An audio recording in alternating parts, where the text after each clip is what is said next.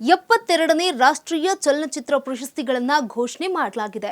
ಕನ್ನಡದ ಮಿಥ್ಯ ಸಿನಿಮಾ ಸೇರಿದಂತೆ ಹಲವಾರು ಸಿನಿಮಾಗಳು ಬೇರೆ ಬೇರೆ ವಿಭಾಗಗಳಲ್ಲಿ ಪ್ರಶಸ್ತಿಗಳನ್ನ ಗೆದ್ದುಕೊಂಡಿದೆ. ಕನ್ನಡದ ಸಿನಿಮಾ ಮಿಥ್ಯಾಗೆ ಒಟ್ಟು 3 ಪ್ರಶಸ್ತಿಗಳು ದೊರಕಿದ್ದು, ಅವುಗಳಲ್ಲಿ ಒಂದು ಪ್ರಾದೇಶಿಕ ಭಾಷೆ ವಿಭಾಗದಲ್ಲಿ ಅತ್ಯುತ್ತಮ ಕನ್ನಡ ಸಿನಿಮಾ ಪ್ರಶಸ್ತಿ ದಕ್ಕಿದೆ. ಅದಾದ ಬಳಿಕ ಅತ್ಯುತ್ತಮ ಪೋಷಕ ನಟಿ ಪ್ರಶಸ್ತಿ ಕೂಡ ರೂಪಾ ಅವರಿಗೆ ಮತ್ತು ಅತ್ಯುತ್ತಮ ಬಾಲ ನಟ ಪ್ರಶಸ್ತಿ ಅತೀಶ್ ಶೆಟ್ಟಿಗೆ ಲಭಿಸಿದ್ದು, ಈ ಬಗ್ಗೆ ಚಿತ್ರದ ನಿರ್ಮಾಪಕ ರಕ್ಷಿತ್ ಶೆಟ್ಟಿ ಸಂತಸವನ್ನ ಹಂಚಿಕೊಂಡಿದ್ದಾರೆ. ಪ್ರಶಸ್ತಿ ವಿಜೇತರಿಗೆ ಅಭಿನಂದನೆಯನ್ನ ಕೂಡ ಸಲ್ಲಿಕೆ ಮಾಡಿದ್ದಾರೆ. ಮಿಥ್ಯಾವನ್ನ ರಕ್ಷಿತ್ ಶೆಟ್ಟಿ ಅವರ ಪರಂ ಸ್ಟುಡಿಯೋಸ್ ನಿರ್ಮಾಣ ಮಾಡಿದ್ದು, ಸುಮಂತ್ ಭಟ್ ಅವರ ನಿರ್ದೇಶನವಿದೆ.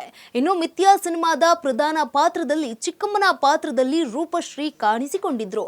ಅವರಿಗೂ ಕೂಡ ಅತ್ಯುತ್ತಮ ಪೋಷಕ ನಟಿ ಪ್ರಶಸ್ತಿ ಲಭಿಸಿದ್ದು, ಕನ್ನಡ ಚಿತ್ರರಂಗಕ್ಕೆ ದೊರೆತ ಮೊದಲ ಅತ್ಯುತ್ತಮ ನಟಿ ರಾಷ್ಟ್ರ ಪ್ರಶಸ್ತಿ ಇದಾಗಿದೆ. ಈ ಹಿಂದೆ ಅರುಂಧತಿ ನಾಗ್ ಅವರಿಗೆ ಬಾಲಿವುಡ್ನ ಪಾ ಚಿತ್ರದ ನಟನೆಗೆ ಅತ್ಯುತ್ತಮ ಪೋಷಕ ನಟಿ ಪ್ರಶಸ್ತಿ ದೊರಕಿತ್ತು. ಆದರೆ ಕನ್ನಡದ ಚಿತ್ರಕ್ಕೆ ದೊರೆತಿದ್ದು ಇದೇ ಮೊದಲು. ಇದು ಕನ್ನಡಿಗರು ಹೆಮ್ಮೆ ಪಡುವಂತಹ ವಿಚಾರವಾಗಿದೆ.